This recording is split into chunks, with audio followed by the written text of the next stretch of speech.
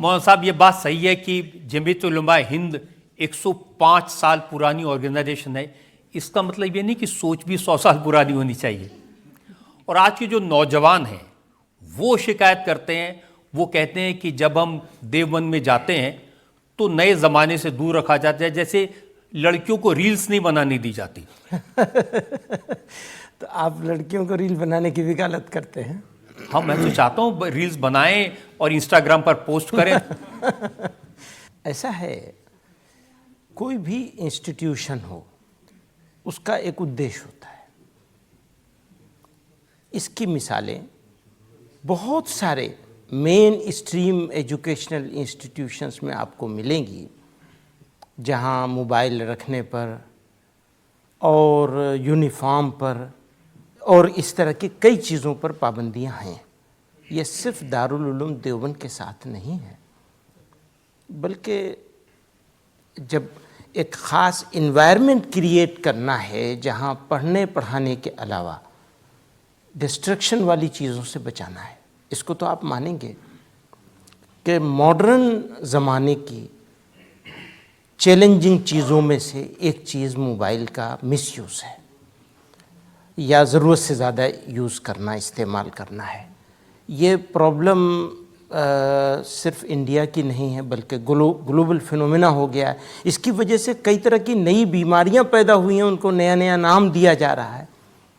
ایسے میں پڑھنے والے بچوں کو جو گریجویشن کر رہے ہیں یا پوسٹ گریجویشن کر رہے ہیں, ان کو ڈسٹریکشن والی چیزوں سے بچایا جاتا ہے, سب جگہ بچایا جاتا ہے. میں آپ کو ایسی پوری لسٹ دے دوں گا. چلیے میں آپ کی بات مان لیتا ہوں کہ موبائل کا استعمال کرنے سے جو اسٹوڈنٹس ہیں ان کو نقصان ہوتا ہے, لیکن لڑکیاں کار چلائیں, موٹر بائک چلائیں, اس پر کیوں پابندی ہے؟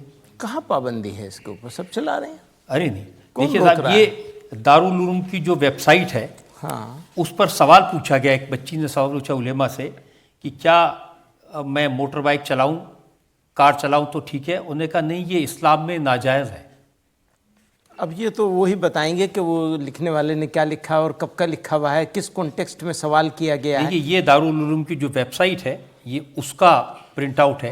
اصل میں یہ میرا ڈپارٹمنٹ نہیں ہے, تو انہوں نے کس کانٹیکسٹ میں, فتوے کا بھی اس کا بہت تعلق ہوتا ہے کہ سوال کرنے والا, سوال کرنے والی, سوال کرنے کا انداز کیا ہے, اس کے حساب سے جواب آتا ہے. سوال تو ان کا بڑا سیدھا سا تھا.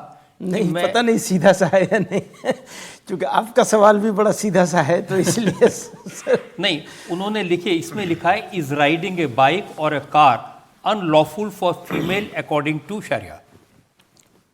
میں اس کو نہیں کہہ سکتا, اور مجھے لگتا ہے کہ اس کو اگر ٹھیک سے سوال کیا جائے گا تو اس کا جواب ڈیفرینٹلی آئے گا. جی, اب اس کو ٹھیک سے کیسے پوچھیں گے, بتا دیجیے. ہر چیز کی ایک حدود ہوتی ہیں, اگر وہ حدود میں رہ کر کے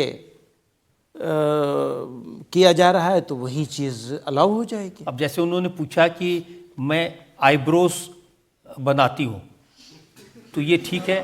کہا نہیں صاحب, اسلام میں حرام ہے. اب پتہ نہیں آپ نے اتنا پرانا کہاں سے کیا چیز نکالی ہے. یہ تو ابھی تازہ ویب سائٹ سے میں نے نکالا ہے. جو ہمارے ینگ لڑکے لڑکیاں ہیں وہ یہ سب سوال پوچھتے ہیں. ہاں, پوچھنا بھی چاہیے. جو نئے ایشوز کھڑے ہو رہے ہیں لوگوں کو, نئی چیزیں آ رہی ہیں زمانے میں یوز کرنے والی, میک اپ کے لیے ہو.